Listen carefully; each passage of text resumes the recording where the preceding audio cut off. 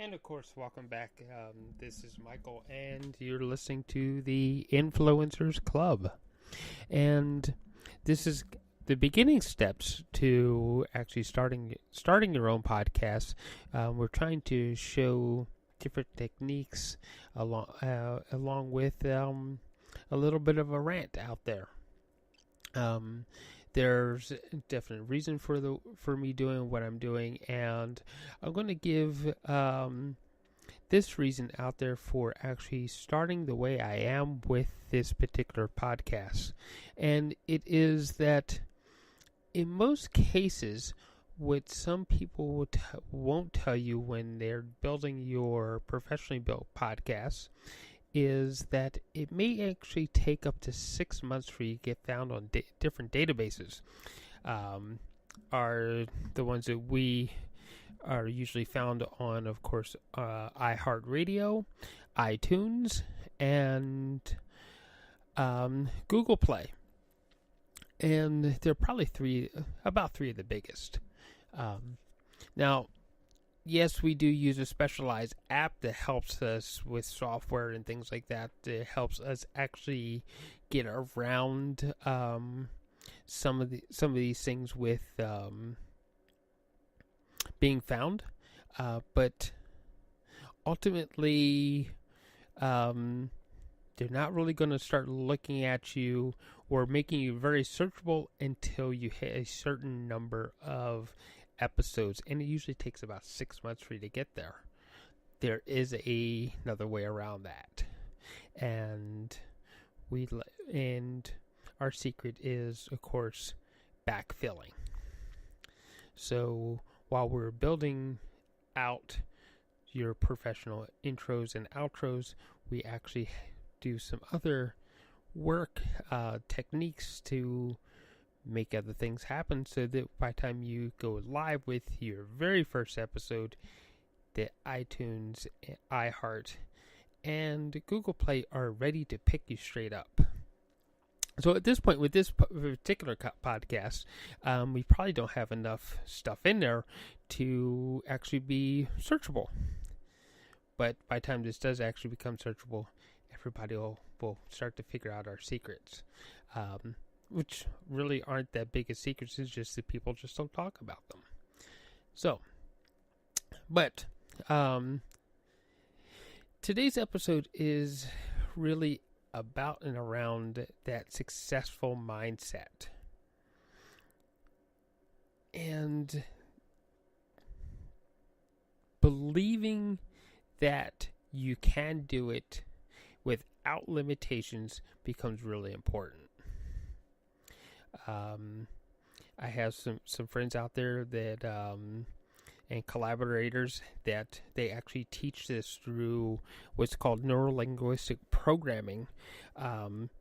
They actually teach people to get rid of what they call limiting beliefs. Now, of course, the reason why they're called limiting beliefs is because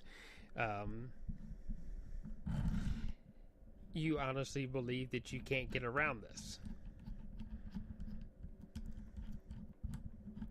And my mic doesn't want to cooperate today. Why aren't you cooperating? See, that works. Okay, that's better. We want everybody to be able to hear us.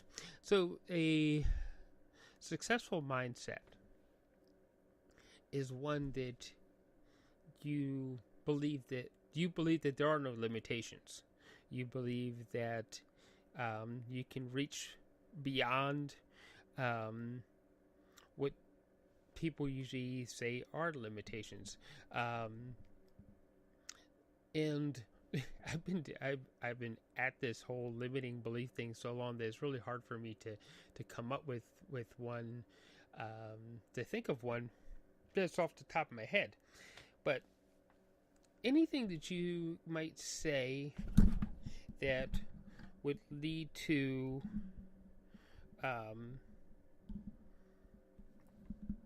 you being limited, let me think here. for a second. So this is going to be a little tricky and interesting.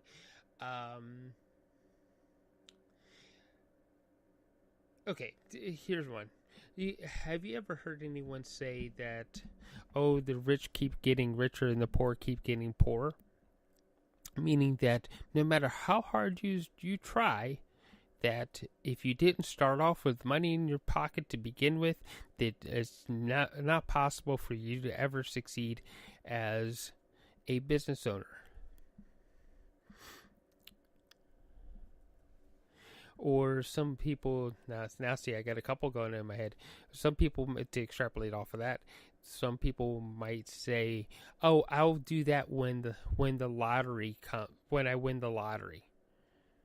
So why are you putting off your dreams until you hit the lottery? Why are you saying because your bank account looks a little bit smaller than Donald Trump's? Yeah, I said Donald Trump. That you can't do things. That's a limiting belief. And if you just simply believe that you can, things start to happen. Somewhere along the line, I may actually get into some woo-woo stuff about manifestation and other things, but let me leave this off here today with this thought. I don't know how many people have ever read any of the existential writers like Jean-Paul Sartre, Kierkegaard, Nietzsche, but they all had sort of a common thread through what they were writing, and one of those common threads was that we create our own reality. And I honestly believe that we do create our own reality, and may that be a limiting belief or a more successful belief, however you want to take it, that we create our own success, we